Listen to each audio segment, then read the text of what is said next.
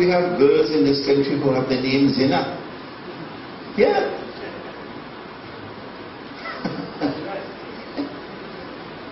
If you find any girl with the name Zina, tell them change that name, because Zina means adultery.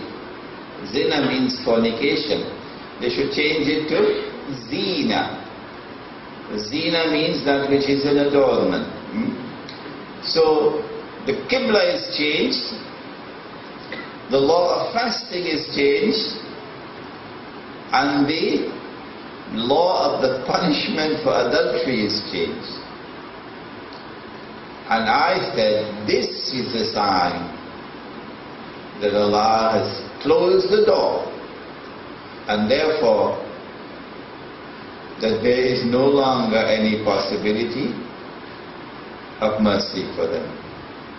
It follows logically therefrom that now that the door to mercy has been closed, divine punishment should begin.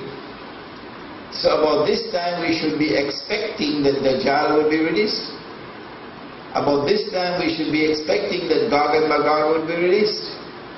About this time we should be expecting that Allah will be bringing down the barrier built by Zulkarnain, and this is precisely what happened. This is precisely the time that the Prophet ﷺ began to speak about Dajjal, and then that episode about his meeting with the Jewish boy, what is his name? Ibn Sayyad. That tape is in the back on Dajjal. Ibn Sayyad, indicating that Dajjal has now been released. About this time also, he has the dream or the vision, remember? Which is repeated in Sahih Bukhari how many times? 8 times. 8 times. He comes out of the vision and he says, وَيْلٌ لِلْعَرَبْ مِنْ شَرٍّ قَدْ اقْتَرَبَ. Woe unto the Arabs because of a great evil which is now close to them. And then he raised his hands and he made a hole with his fingers like this, and he said, today a hole has been made in the barrier built by Zulkarnain. This is not the size of the hole. This is only a symbol. So in other words, the barrier is now brought down. So the release of Gog and Magog took place at this time. The release of Dajjal took place at this time. So Yawmul Qiyamah has commenced at this time. So Sister Shifa Mustafa said, this is the first time she's ever heard anyone give this explanation about the implication of the change of the Qibla. And praise is due to Allah. Any other question? Yes.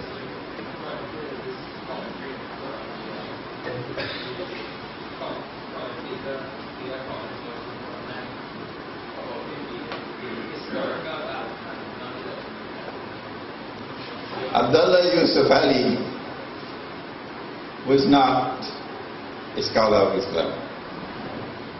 Abdullah Yusuf Ali did a bachelor's degree at Cambridge University in English literature. Abdullah Yusuf Ali did a bachelor's degree at Cambridge University in English literature. He was not a scholar of Islam. But Abdullah Yusuf Ali was a literary genius. Yeah, a literary genius. He used the Urdu translation of the Quran, and those translations were of course made by men who were very great in scholarship. India produced great scholars. And he translated from Urdu to English. So long as he was translating from Urdu to English, his translation of the Quran is excellent. But every time he chooses to give his opinion, you got to watch him. So he declares in his book, bank interest is not riba. Abdullah Yusuf Ali. Bank interest is not riba. And in this book he declared, as so many others have done, that Zulkarnain is Alexander the Great. But Allah says that In the Quran, the Zulkarnain is someone who has faith in Allah.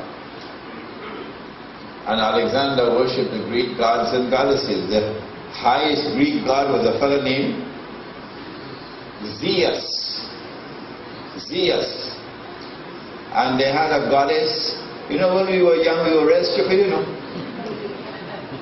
Imagine that as a teenager I was singing this song about Venus. All teenagers used to be singing it. You're too young to know about it. The elder ones would know it. Venus, if you wish. Remember? Yeah, we were worshipping. We were praying to a Greek goddess at the age of 15 and 14. Venus make her fear. See? And there were no elders around to say, stop that stupidness, that is shirk. Greek gods and goddesses, Alexander worshipped. How could he be Zulkarnain? Any other questions? Yes. I gave a talk at Friendship Village Masjid about 2 weeks ago. When Ibrahim alayhi salam had the dream, he saw himself sacrificing his son. He did not know the implication of that dream. He thought it meant that he must take a knife and sacrifice his son. But that was not the implication of the dream. Because when he attempted to sacrifice, Allah stopped him. The sacrifice of the son is taking place now. The dream that Ibrahim alayhi salam had is being fulfilled now. The descendants of Ismail alayhi salam are being sacrificed now. The descendants of Ismail alayhi salam are the Arabs. And they're being sacrificed now. The sacrifice of the Arabs is the war which is unleashed by Gog and Magog.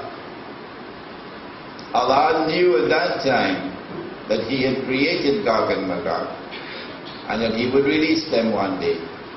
And that when they are released, they will target all of mankind, yes.